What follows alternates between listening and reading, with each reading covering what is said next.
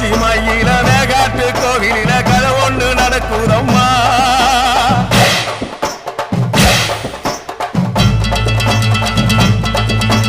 காட்டுப்புலி ஒண்ணு காயம் பட்டு போச்சே காரணம் யார் சொல்லம்மா.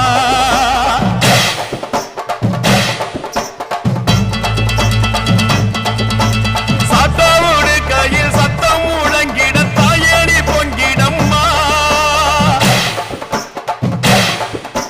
சட்டவோடு கையில் சத்தம் முழங்கிட தாயணி பொங்கிடம்மா. சூளக்காளியே அத்தா தாயே